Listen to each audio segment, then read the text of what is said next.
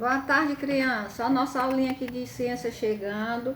Hoje nosso assunto é a água na natureza, que é um assunto muito importante para todos os seres vivos, principalmente os seres humanos. Vocês, sempre que, às terça-feira, que é a nossa aula de ciência, vocês pegam o livro para acompanhar. Eu sei que vocês estão acompanhando, mas eu estou lembrando sempre, porque tem muita leitura de texto e muita observação a fazer. A água na natureza diz assim: a água é outro elemento não vivo dos ambientes. Por quê? Porque ela está em toda a parte. É o componente que ocupa a maior parte da superfície terrestre. Então, a maior parte é coberta por água e não por terra. Mesmo assim, a quantidade disponível para o nosso consumo é pequena. Parece contraditório, mas você entenderá ao estudar a distribuição da água na natureza.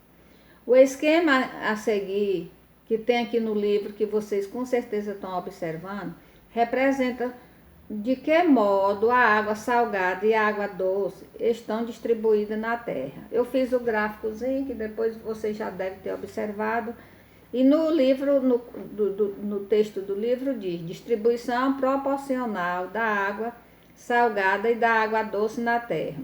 Nós temos o que?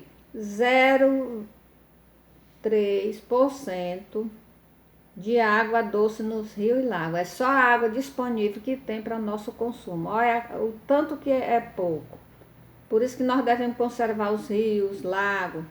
29% é de água doce subterrânea, que fica abaixo do chão, fica no subsolo. E 68,9% é a água da geleira coberta permanente de neve. Então ela é reservada, não é do uso humano, do consumo humano, ela é reservada todo o tempo dessa forma. O 0,3 da água doce dos rios e lagos é que nos pertence, é que nós trabalhamos, é que nós usamos diariamente. Você vai analisar o esquema e responde as questões. Vocês podem ver o esquema aqui feito no gráfico e analisar as questões que diz assim: a maior quantidade de água doce está representada por qual parte? Então, ela está representada pelas geleiras e coberta permanente de neve. Então, a maior parte, não adianta a gente tentar querer destruir alguma coisa, porque vai nos fazer falta. Porque ninguém vai usar a água da geleira. E que sempre coberta de neve.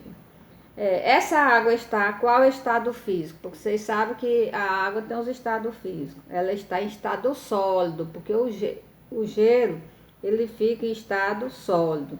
De onde é mais fácil obter água doce? É mais fácil dos rios e dos lagos. Vocês sabem que no nosso município tem um grande rio que nos fornece água para todo tipo de trabalho humano, que é o rio Parnaíba, muito rico, por isso que nós devemos conservar ele limpo, sem contaminação, sem poluição. Essa água está em qual estado físico? Está no estado líquido, porque é água corrente. A água doce aparece na natureza em 3 estados físicos, que é o sólido, que é a neve e as geleiras. Os líquidos é a água dos rios e dos lagos. E o gasoso é a água que fica no ar. Então ela tá, ninguém vê, mas ela tá no estado gasoso, a água que vem do ar, da evaporação do ar. A água dos rios e lagos é mais fácil de ser obtida para o consumo, por encontrar no estado líquido, não ter grande concentração de sais e estar sobre a crosta terrestre, quer dizer, bem facinho, raso, como se diz. As mudanças dos estados físicos da água acontecem assim: a água do planeta pode estar nos 3 estados físicos: sólido, líquido e gasoso.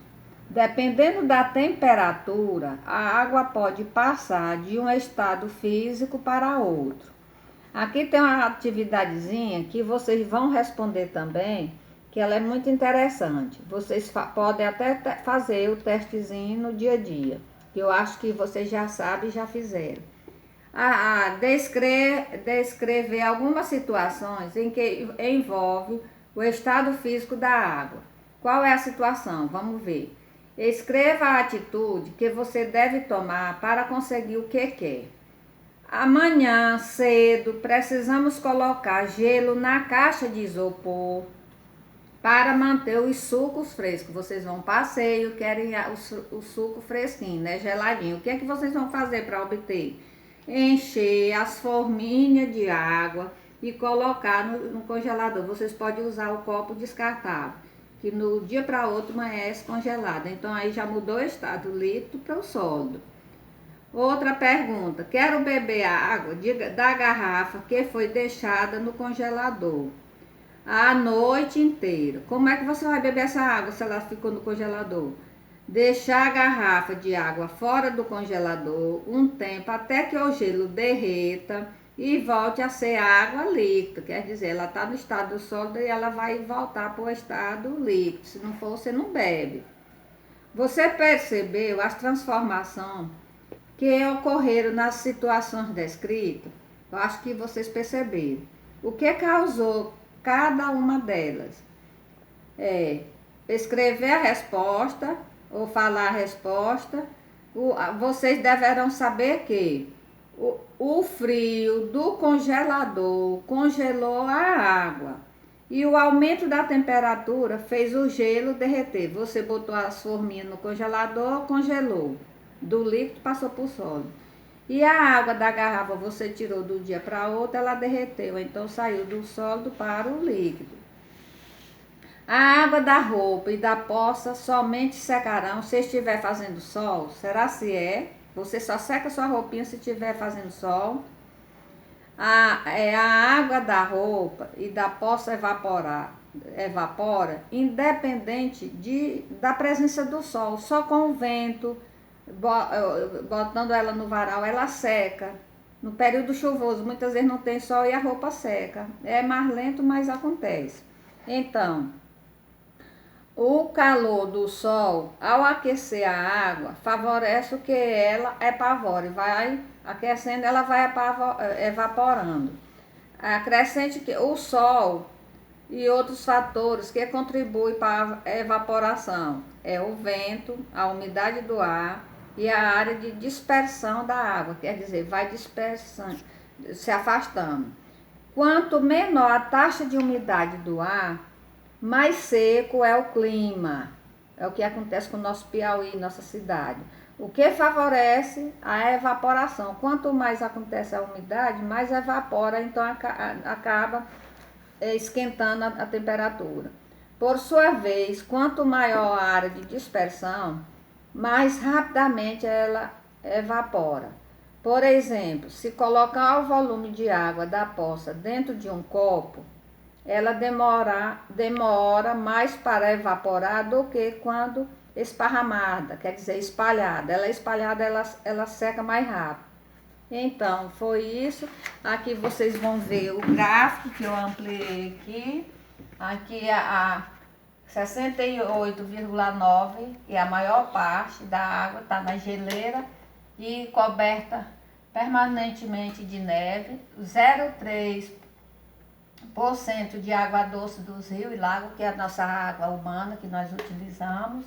E praticamente 30%, que não chega a 30%, só 29,9% é a água doce subterrânea, que fica sob o solo.